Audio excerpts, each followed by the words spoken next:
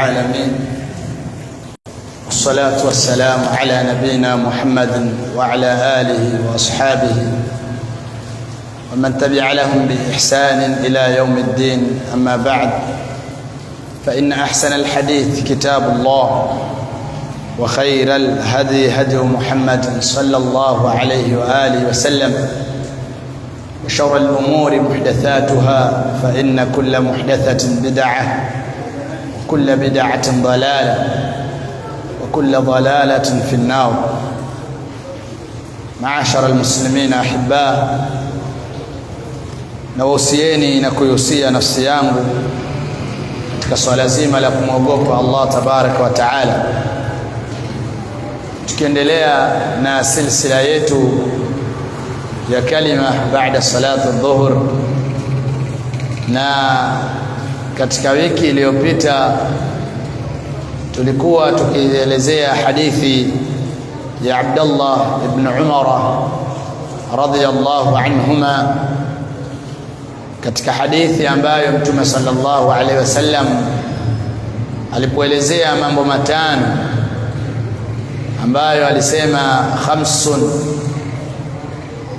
idha btulitum bihin wa a'udhu billahi an tudrikuhun. Na katika kalima iliyopita tukazungumzia moja katika mambo hayo matano ambalo ni alfawahish,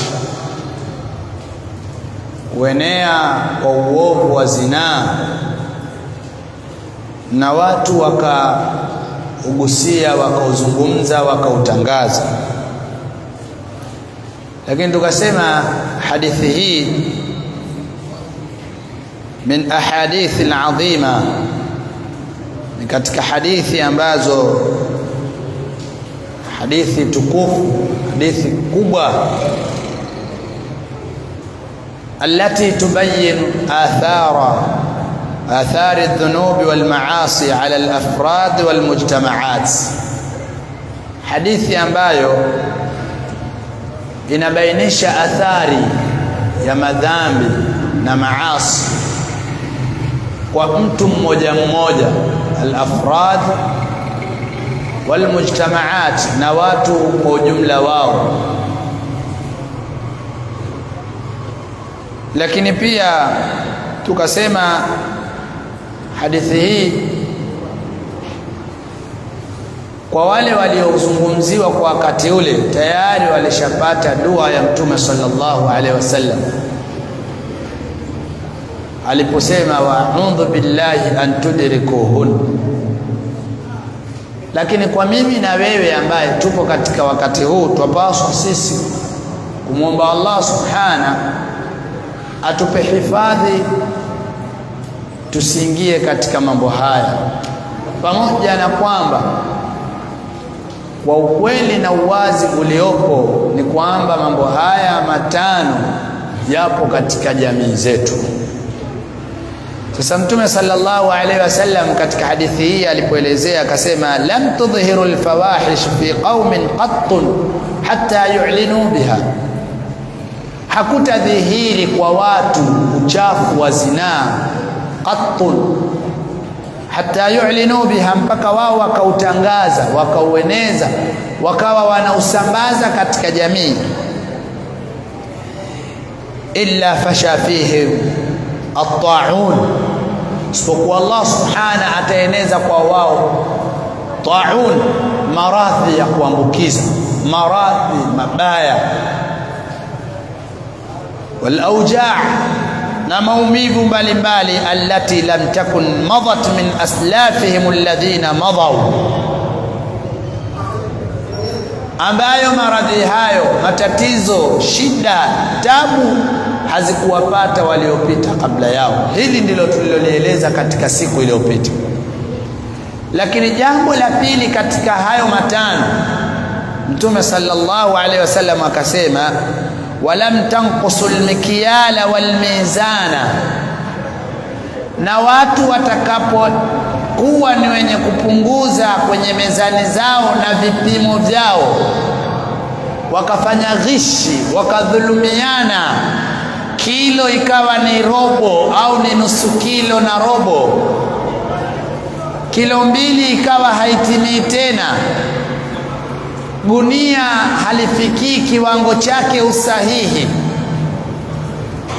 watu wakawa hawana uadilifu katika mizani, katika vitu vyenye kupimwa, almakilu, vile vyenye kupimwa kwa makadirio ya magunia au kwa makadirio ya wizani. Wakawa watu, jambo hili limeenea kwa wao, hakuna adala, hakuna uadilifu, hakuna tena watu kuchunga mezani zao katika vipimo.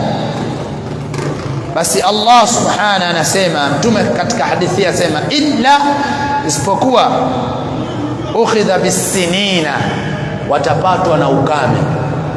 Allah subhanahu atasalitisha kwa wao ukame, ukhidha bisinin wa shiddatil mauna, na bei zitakuwa ni ngumu, ni ghali. Shiddatul mauna, vitu vitakuwa ghali.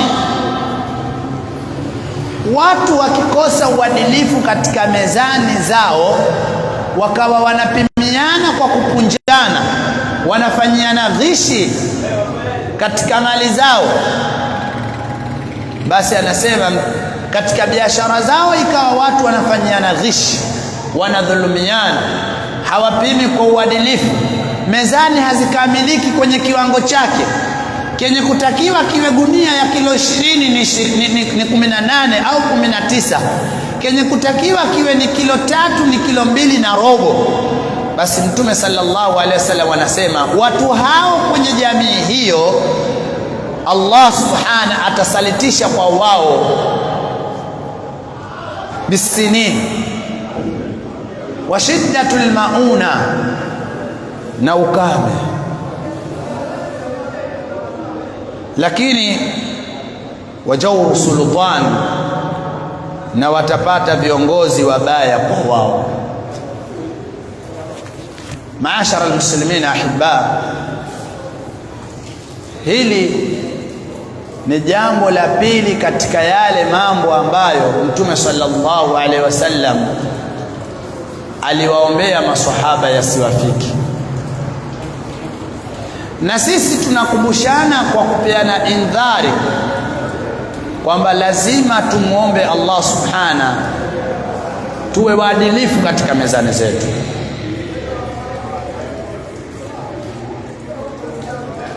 Na watu wawe wa kweli katika mezani zao,